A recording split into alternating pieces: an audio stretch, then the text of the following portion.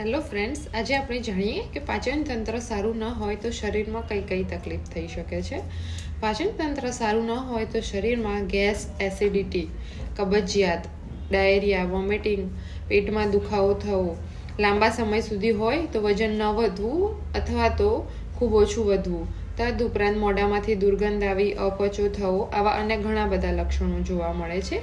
હવે આ બધુંથી બચવા માટે આપણે ડાયજેસ્ટિવ સિસ્ટમને સુધારવી જરૂરી છે.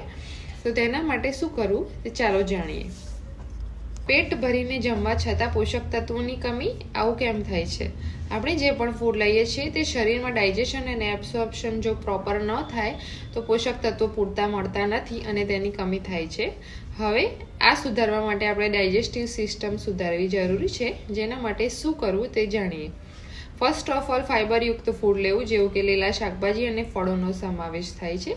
બીજું છે દહીં, છાશ અને ફર્મેન્ટેડ ફૂડ અવશ્ય લેવું જોઈએ. હાઇડ્રેટેડ રહેવું, દિવસનું 8 થી 10 ગ્લાસ પાણી પીવું જોઈએ.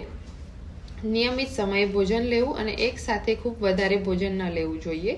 તદુપરાંત જમ્યા પછી 8 થી 10 મિનિટ ચાલવું જોઈએ અથવા તો વ્યાયામ અથવા એક્સરસાઇઝ અવશ્ય કરવી જોઈએ. તદુપરાંત સ્ટ્રેસ ઓછો લેવો અને કેફીનનું સેવન ઘટાડવું. તદુપરાંત જમ્યા પછી સોફ કે અજવાઈનનું સેવન કરવું. આ બધી વસ્તુ કરીને તમે તમારું ડાયજેશન સિસ્ટમ સુધારી શકો છો. અને હા, આવી અન્ય માહિતી માટે મારા પેજને ફોલો જરૂર કરી દેજો. Thank you.